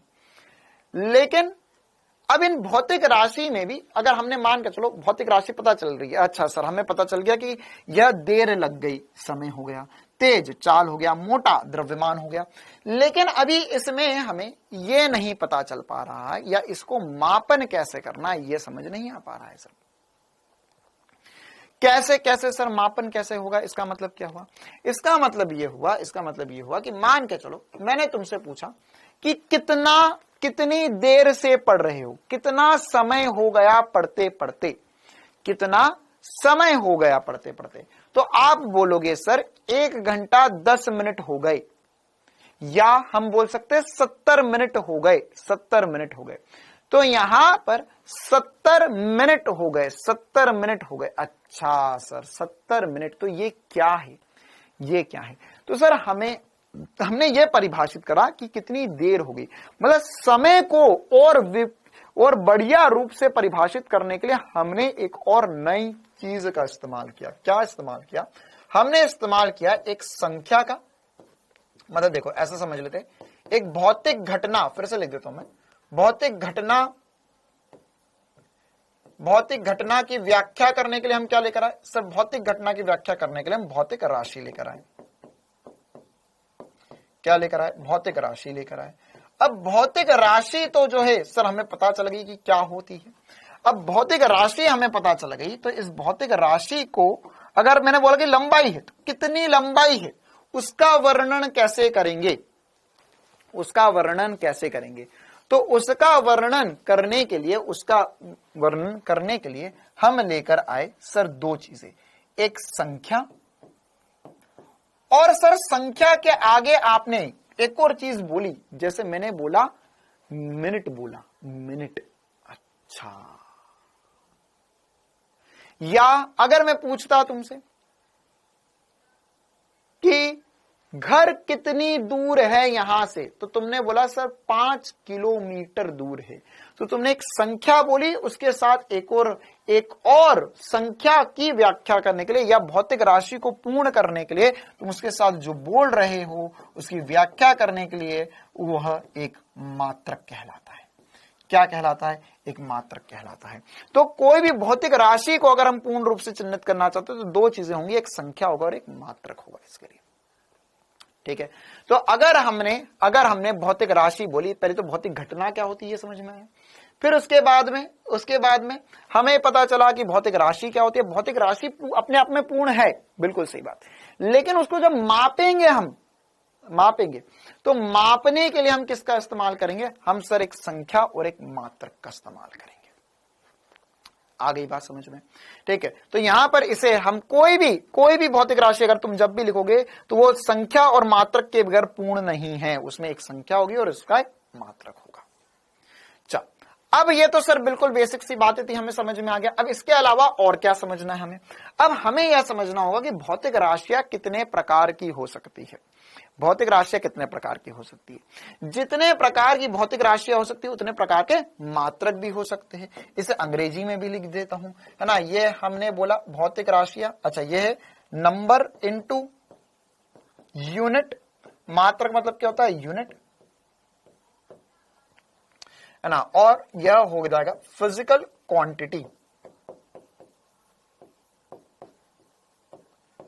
Physical quantity. ठीक है। तो किसी भी फिजिकल क्वांटिटी के लिए हमें दो चीजें चाहिए, नंबर और यूनिट। इसे हम चिन्हित कर सकते हैं n इंटू यू से। किससे? n इंटू यू से। n मतलब नंबर और u मतलब यूनिट। अब हमें देखना है भौतिक राशियां कितने प्रकार की हो सकती है, भौतिक राशियां कितने प्रकार की हो सकती है। अब भौतिक राशियों को हम अलग अलग प्रकार से वर्णीकृत करते हैं, मतलब अलग अलग प्रकार से हम इनको वर्णित करते हैं। अब किस टाइप से बोल रहे हैं उसके हिसाब से हमारे पास भिन्न भिन्न प्रकार की भौतिक राशि होती है। सबसे पहले अगर हम समझे दिशा के आधार पर भौतिक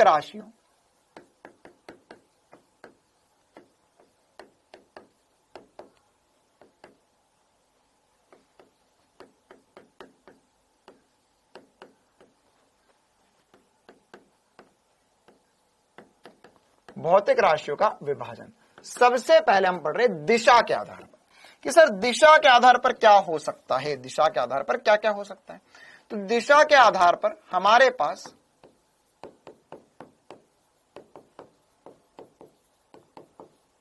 दो प्रकार की भौतिक राशियां हो सकती है ना, अभी बहुत सारे आधार पर बातें करेंगे हम।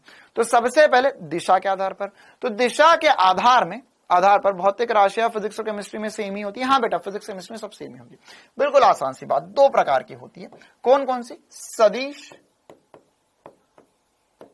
सदिश और अदिश।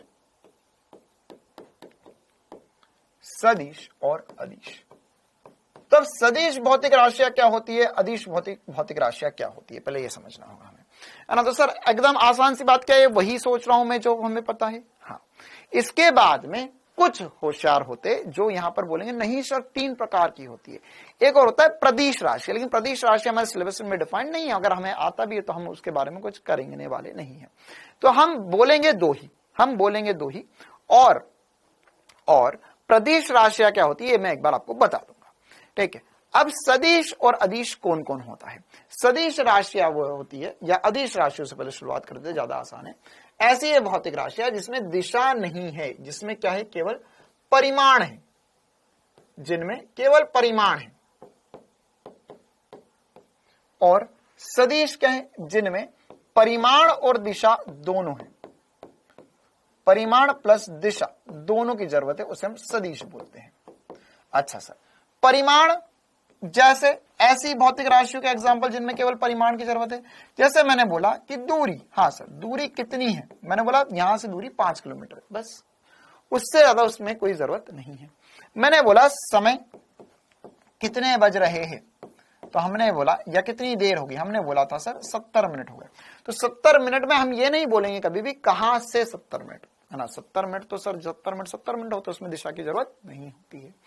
इसी प्रकार से अगर हम आवेश की बातें करेंगे तो आवेश 2 कूलम 4 कूलम 5 कूलम आवेश है, इसमें भी दिशा की जरूरत नहीं होती है। या इसके अलावा द्रव्यमान, इसके अलावा बहुत सारी बातें हो सकती है, जैसे दाब,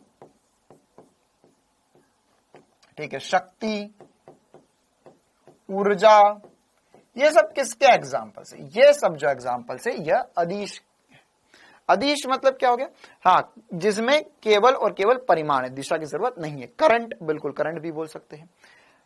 और सदिश जिनमें परिमाण तो ठीक है लेकिन दिशा भी चाहिए, वरना मामला गड़बड़ हो जाएगा। जैसे हमने बोला कि 5 न्यूटन का, हाँ बेटा डेंसिटी भी लिख सकते हो, बिल्कुल डेंसिटी भी लिख सकते हो, यहां पर ताप भी लिख सकते हो, टेम्परेचर भी लिख सकते हो, बिल्कुल सही बात। तो अब ऐसी राशियां जिनमें हमें परिमाण तो पता है लेकिन हमें दिशा भी चाहिए। क्यों सर दिशा क्यों चाहिए? क्योंकि अगर हमने दिशा नहीं बताई तो वो इनकम्प्लीट रहेगा, या हमें समझ नहीं आ पाएगा कि क्या कहना चाह रहे हैं या इसमें क्या रिजल्ट आएगा। जैसे अगर हमने बोला कि हमने किसी वस्तु पे 5 न्यूटन का बल लगाया, 5 न्यूटन का बल लगाया, तो 5 न्यूटन का बल लगाया, तो 5 न्यूटन का बल किधर लगाया, ये बहुत इंपॉर्टेंट है ना। या अगर हमने बोला कि नहीं हम पर, है ना सर, हम पर एक आदमी ने 50 न्यूटन का बल लगा दिया, 50 न्यूटन का बल लगा दिया, तो 50 न्यूटन का बल कहां लगाया पता नहीं। एक वस्तु पर हमने बोला कि सर इस वस्तु पर 3 लोग बल लगा रहे मिलकर, एक गाड़ी को 3 लोग धक्का लगा रहे, चलेगी क्या? हो सकता है एक आगे से 2 पीछे से लगा रहे हो तो नहीं चले।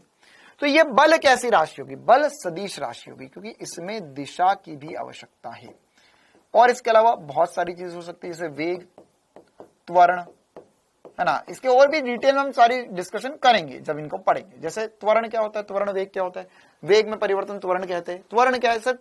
वेग कितना बढ़ रहा है, तो किस दिशा में बढ़ रहा है, या त्वरण है तो किस दिशा में है। ऐसा हो सकता है कि वस्तु जा रही है इधर, उसमें त्वरण पीछे की तरफ, मतलब ब्रेक लग रहे हैं सर, उसकी स्पीड कम हो जाएगी। अगर त्वरण और वेग समान दिशा में होगा तो स्पीड बढ़ जाएगी। ठीक है, तो यह कैसी राशि होगी? सदिश राशि होगी। इसके अलावा विस्थापन, बिल्कुल सही बात,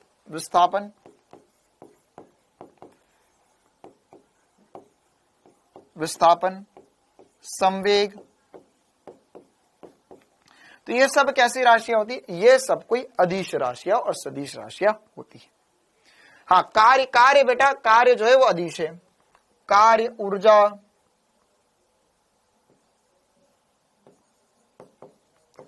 ताप या तापमान लिख लो, ये सब कैसी राशियां? ये सब अदिश राशियां। चल, अब इसके अलावा हम और किस प्रकार की, अच्छा, ये जो मैंने भौतिक राशियों का विभाजन किया, ऐसे ही मात्रक का भी विभाजन होगा, है ना। मात्रक के लिए भी हम ये सारी बातें बोल सकते हैं। क्या बातें बोल सकते हैं? चल, अगली हेडिंग डालते।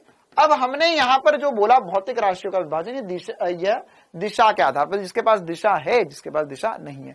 लंबाई बेटा, लंबाई जो है वो लंबाई जो है वह अदिश में आ जाएगा। विस्थापन बोलोगे तो वह सदिश में आ जाएगा। हाँ बेटा, अगर आपको इसमें किसी में कोई भी डाउट होता है तो चिंता मत करो, ये सारी भौतिक राशियां डिटेल में हम पढ़ने वाले एक एक करके, है ना। जैसे दूरी, विस्थापन, वेग, चाल, ये सब कुछ डिटेल में पढ़ेंगे तो उसमें क्लियर हो जाएगा कि कौन जो होगा सदिश होगा, कौन अदिश होगा और क्यों होगा। वेट जो होगा बेटा, वेट या भार जो होगा वह इधर आएगा। ठीक है, क्यों? क्योंकि वह सदिश है, उसमें mg भार होता है। g मतलब त्वरण से मल्टीप्लाई करते हैं उसमें। ठीक है, g से मल्टीप्लाई करते हैं। हाँ, मंदन जो है वो त्वरण का ही प्रकार हो जाएगा एक तरीके से। बेटा दूरी जो है, दूरी और विस्थापन दो अलग अलग चीजें होती है ना। अगर मैं बोल रहा हूं तुम्हें कि मैं चला 5 किलोमीटर, तो 5 किलोमीटर चला, जैसे अब हमारी जो गाड़ी है, ऐसा समझो हमारी जो गाड़ी है, गाड़ी के अंदर जो स्पीडोमीटर लगा हुआ रहता है और उसके साथ साथ में एक रीडिंग लिखी हुई थी कि गाड़ी अभी तक कितना चल चुकी है, कितना चल चुकी है। तो उसमें कभी ये नहीं लिखा हुआ रहता कि आपकी गाड़ी कहां कहां गई थी, वो लिखा हुआ रहता है कि नहीं? उसमें लिखा होता है कि हमारी गाड़ी 3000 किलोमीटर चल चुकी है, हमारी गाड़ी 8524 किलोमीटर चल चुकी है। तो उसमें वो दूरी है, वो कभी नहीं बताता कि गाड़ी कहां गई थी, कितनी दूर गई थी, तुम कहां घूमे थे, किसके साथ घूमे थे, वो थोड़ा बता रहा है। वो क्या है? वो दूरी है, वो दूरी है। तो उसमें केवल परिमाण है। क्लियर है मामला? आया सबको समझ में इतना? चलो आगे बढ़े।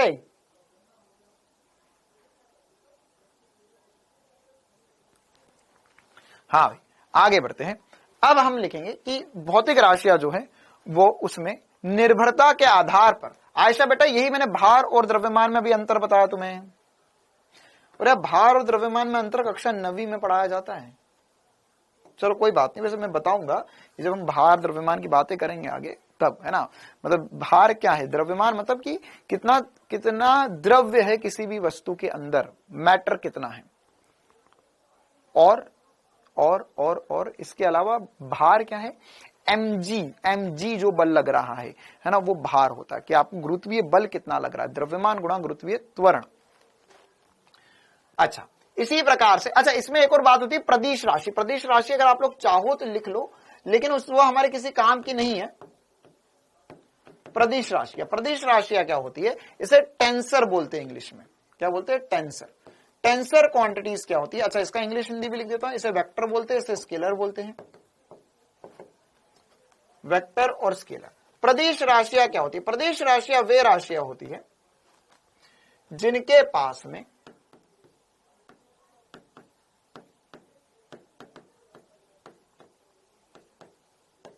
मतलब ऐसी कुछ राशियां जिनके पास दिशा तो है लेकिन वह सदिश योग का नियम का अनुसरण नहीं करती है।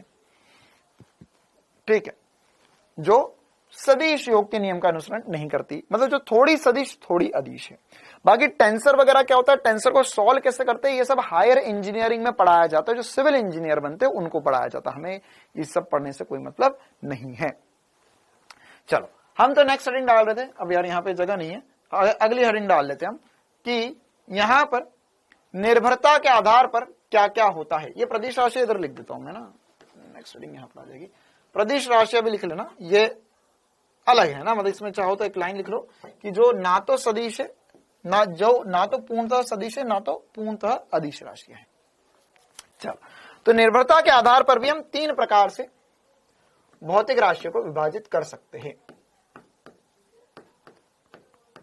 निर्भरता के आधार पर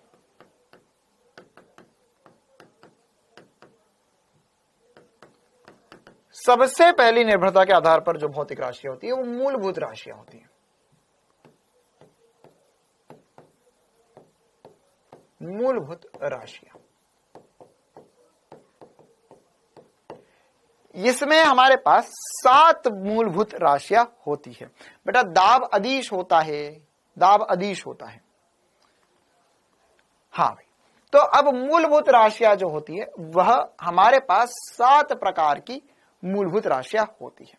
अब 7 प्रकार की कौन कौन सी मूलभूत राशियां होती है ये पता करना होगा हमें। हाँ सर, 7 प्रकार की मूलभूत राशियां होती है।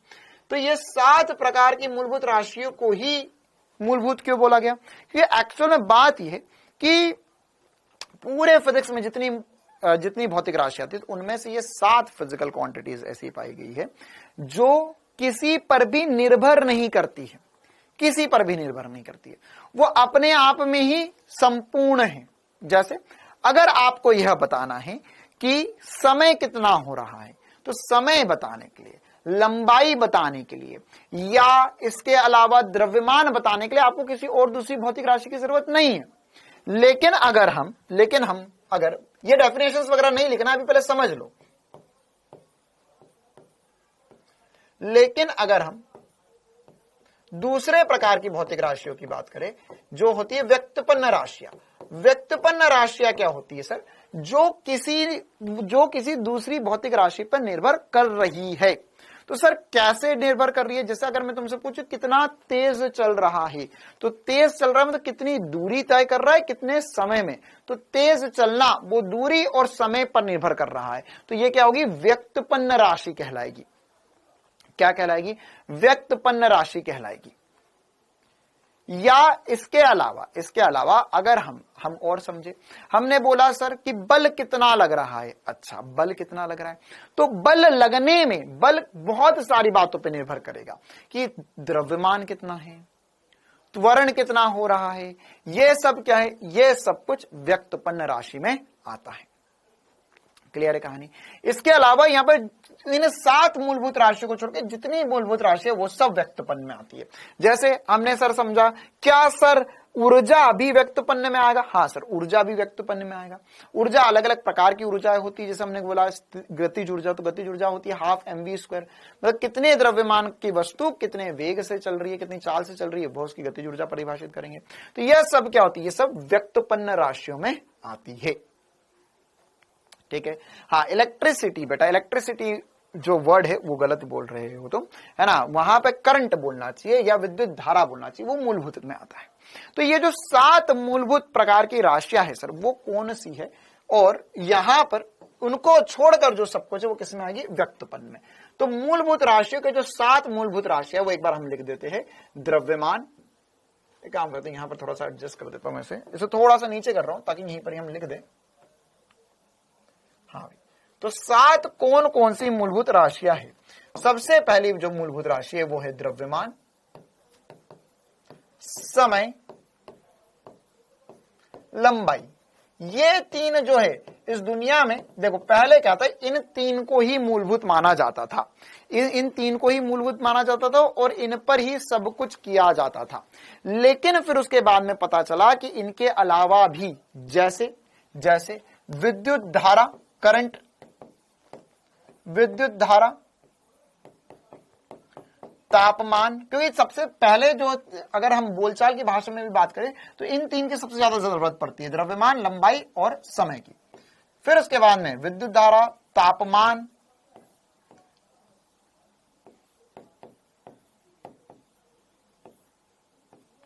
पदार्थ की मात्रा। सर पदार्थ की मात्रा क्या होता है? पदार्थ की मात्रा मतलब जिसे आप मोल बोलते हो, जिसे आपके बोलते हैं मोल। मोल, मोल मतलब क्या होता है? मोल, सर मोल पड़ा सा लग रहा है। हाँ, ये वही चीज है जो केमिस्ट्री में पढ़ते हैं हम, कि हमारे पास मॉलिक्यूल्स या हमारे पास एक एटम, अगर हमारे पास कुछ एटम्स है, जैसे हम बोलते हैं ना 6.023 इंटू 10 की पावर 23 एटम मिलकर एक मोल बनाते हैं, तो वही पदार्थ की मात्रा कहलाएगा। इसी प्रकार से लास्ट जो होता है वो होता है प्रदीपन तीव्रता। प्रदीपन या इसे ज्योति तीव्रता भी बोल देते हैं, ज्योति तीव्रता या प्रदीपन तीव्रता भी हम बोल सकते हैं। हाँ, ये केमिस्ट्री में भी आपको सर ने बताया होगा, लेकिन फिजिक्स में हमें इसे और डिटेल में और बहुत सारी चीजों के साथ पढ़ना होगा। अच्छा, तो सर इसके अलावा जो भी हमें एग्जाम्पल दिमाग में रख, क्या वो सब कुछ हमारे लिए व्यक्तपन्न राशि है? हाँ, इसके अलावा आपको जो सब कुछ आ रहा है वह सब व्यक्तपन्न राशि में आता है। जैसे इसके एग्जाम्पल, भर भर के एग्जाम्पल लिख सकते हैं हम। बताओ भाई, चलो एक एक करके शुरू हो जाओ, इसी में से चोरी कर लो कुछ, जैसे वेग, चाल, मैं थोड़े बहुत लिख देता हूं यहां पर, त्वरण, बल, संवेग, ऊर्जा, कार्य। ऊर्जा में भी अलग अलग प्रकार की ऊर्जा लिख सकते हैं, शक्ति। ठीक है, तो ये सब क्या है? ये सब कुछ जो है, हाँ, जड़त्व, आघूर्ण, बिल्कुल, ये सब कुछ क्या है? ये सब कुछ व्यक्तपन्न राशि में आता है। ठीक है, इसके तो एग्जाम्पल खत्म ही नहीं होंगे। क्यों? क्योंकि सर ये सब कुछ जो है 7 को छोड़कर इसमें आ जाता है। क्लास 12th वाले भी एक दो एग्जाम्पल लिख देते, कहीं वो बुरा ना मान जाए। विद्युत क्षेत्र, चुंबकीय क्षेत्र, विद्युत फ्लक्स, ये सब क्या है? ये सब जो है वो व्यक्तपन्न राशि में आता है। इसके अलावा एक और चीज बची है, जो ना तो मूलभूत है, ना किसी पर डिपेंड करती है, मतलब व्यक्तपन्न क्या है? वो किसी ना किसी रूप से, जब ये सारी परिभाषाएं जो है आपको लिखी हुई मिल जाएगी, परिभाषा लिखने में भी समय व्यर्थ करने की जरूरत नहीं है। क्लास की जो स्लाइड्स मिलेगी उनके अंदर परिभाषा लिखी हुई रहेंगी। तो इसके अलावा हमारे पास एक और प्रकार की भौतिक राशि बची है, जो ना तो मूलभूत में आ पाई, ना वो किसी पर निर्भर कर रही है। सर ऐसा क्या रह गया? ऐसा रह गया एंगल। क्या रह गया? एंगल, जिन्हें हम बोलते हैं पूरक राशि। क्या बोलते हैं? पूरक राशि।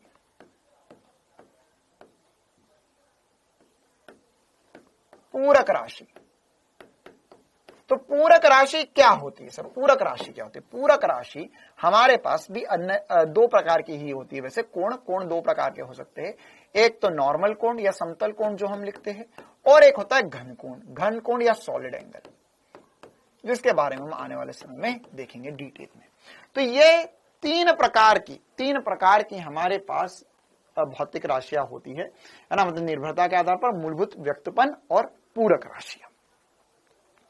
ठीक है, करंट जो है बेटा, करंट जो है वो अदिश राशि होगा।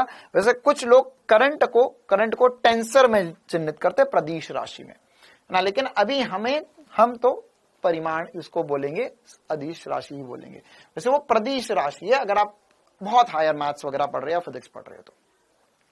हाँ शैलेश बेटा, टाइम हो गया, मैं जा रहा हूं, चिंता मत कर। ठीक है, वैसे मेरे को भगाकर तो कुछ कर भी नहीं पाएगा जिंदगी में। जिनको भी लगता है कि भैया टाइम हो गया तो बेटा क्लास बंद कर दिया करो, मैंने बहुत बार समझा दिया ना तुम्हें। हीट बेटा, हीट ऊर्जा ही है ना, ऊष्मा ऊर्जा का ही प्रकार है। हाँ सर, ये तो आपने बताया नहीं, प्रदीपन तीव्रता। सर आप तो हमें छोड़कर जा रहे थे।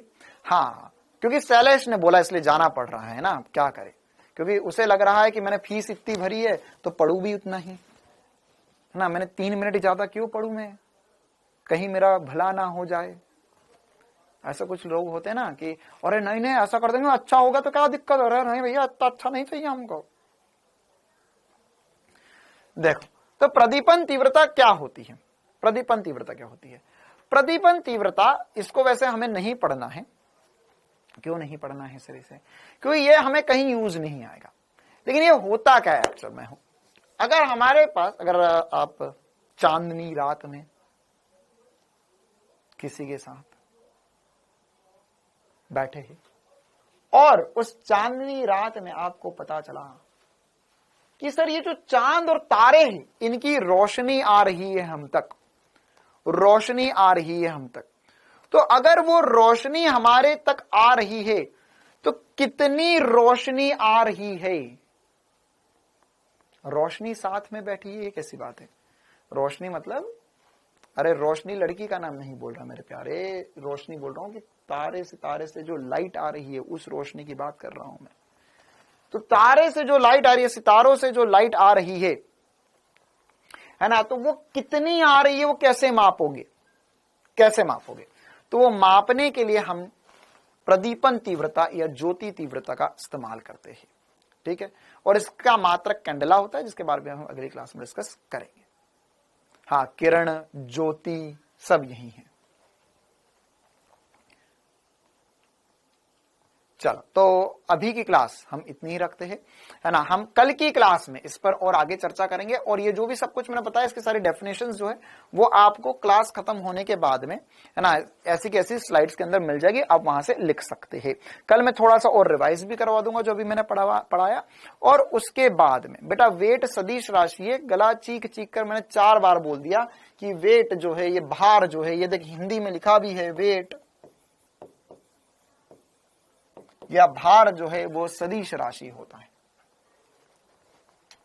ठीक है, चलिए फिर से मैं जाने से पहले बोल रहा हूं कि जिन भी बच्चों की क्लासेस छुट्टी हुई है, पुराना नहीं पढ़ा है, वो एक बार अभी भी समय है, जाके देखना शुरू कर दो। जितना पढ़ाया गया वो सब कुछ पढ़ना होगा आपको। ठीक है, तो ही आगे बात बनेगी। आप ऐसा मत सोचो कि भैया बैकलॉग सीरीज है उसमें पूरा कवर मैं कर लूंगा 4 दिन में, ना। कोई तुम चमत्कारी नहीं हो और ना ही मैं झाड़ फूक वाला बाबा हूं कि जो बच्चों को मैंने 14 दिन 15 दिन तक पढ़ाया वो तुम 4 दिन में पढ़ लोगे, ना। तो उसके लिए जरूरी है कि आप खुद से वो जो लेक्चर है वो एटलीस्ट एक बार पढ़ो। क्लियर है मामला? चलिए, तो आज की क्लास इतनी रखते हैं, जितना पढ़ा रिवाइज कर लेना। मिलेंगे कल टेस्ट डिस्कशन। कल टेस्ट डिस्कशन हो पाएगा क्या हमारा? कल मेरी क्लास है 3 बजे से, है ना। मैं आपको चिंता ना करो, कल परसों या 1-2 दिन के अंदर एक दिन एक्स्ट्रा क्लास रखूंगा मैं, उसके मैं टेस्ट का डिस्कशन कर लूंगा, और समाकलन के जो क्वेश्चंस और बेसिक मैथ्स के जो क्वेश्चंस है उनको भी मैं डिस्कस कर लूंगा बच्चे हुए। ठीक है, चलो भाई, तो जितना बड़ा रिवाइज करना। Thank you, tata, bye bye.